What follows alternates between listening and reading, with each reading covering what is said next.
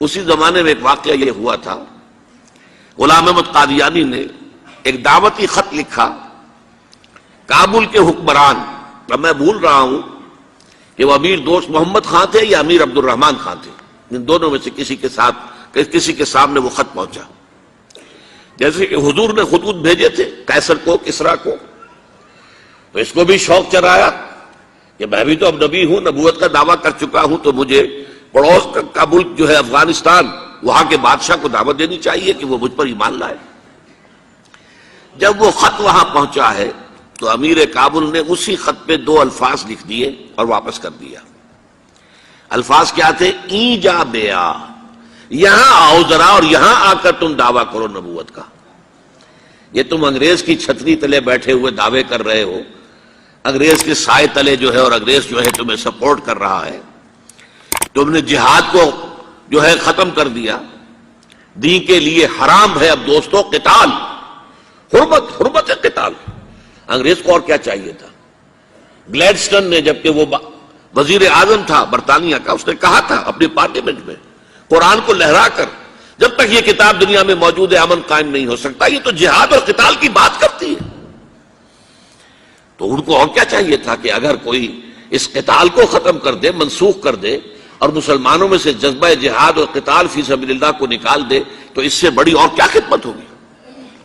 لیکن یہ کہ اگر تمہیں یہ دعوت دینی ہے تو ذرا یہاں آؤ، ای جا بے آ، یہاں آ کے یہ دعوت دو مجھے، تاکہ تمہارے 14 طبق روشن ہو، تمہیں معلوم ہو کہ اس دعویٰ کرنے کا مطلب کیا ہے۔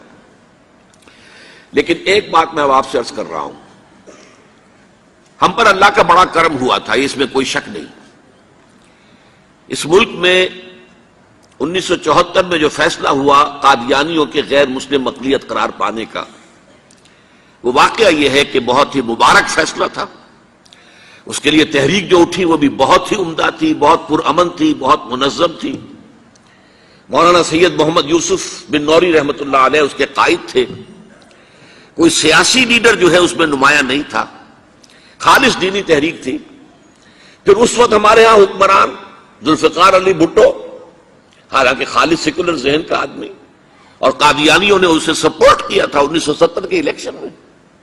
قادیانی سمجھتے تھے وہ تو ہمارا اپنا آدمی ہے، لیکن اللہ تعالیٰ نے اس کے ہاتھوں لیکن بہترین طریقے سے، جس پر اعتراض کیا ہی نہیں جا سکتا، پارلیمنٹ کے ذریعے سے فیصلہ کرا۔ کوئی آرڈیننس نہیں تھا، کوئی حکم جو ہے، فرمان جو ہے وہ ایشو نہیں ہوا تھا، پارلیمنٹ کے ذریعے سے۔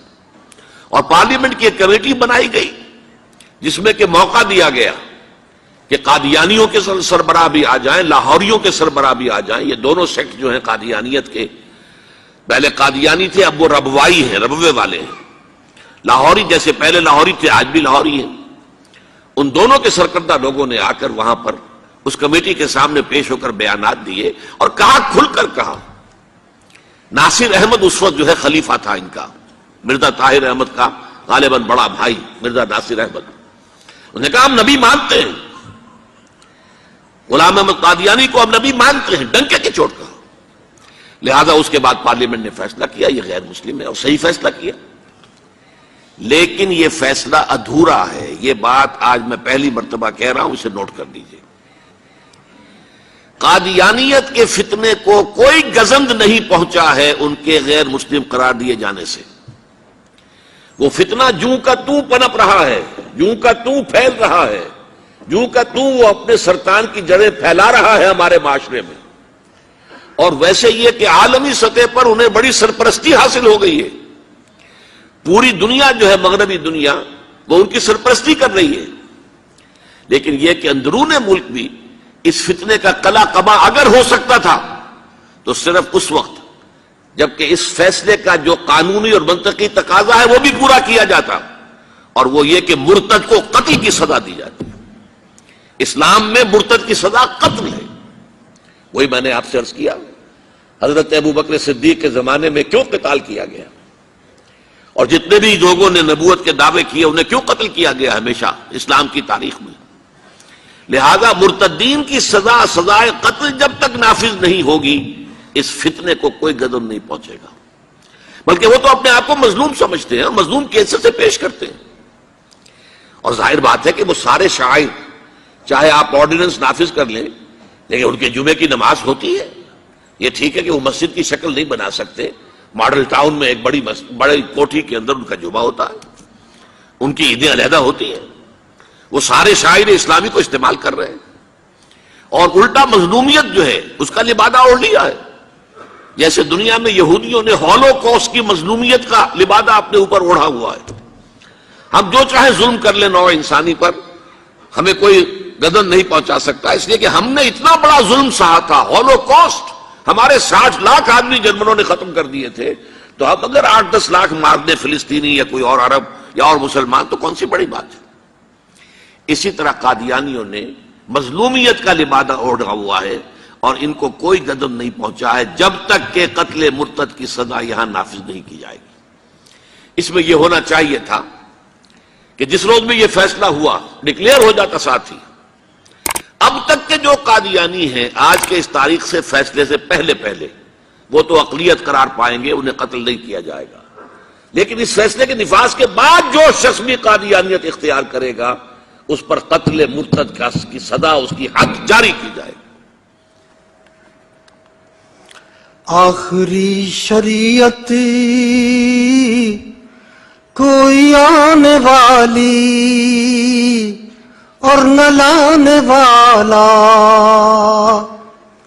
آخری شریعت کوئی آنے والی اور نہ لانے والا، خود میرے نبی نے بات یہ بتا دی، لا نبی آبادی.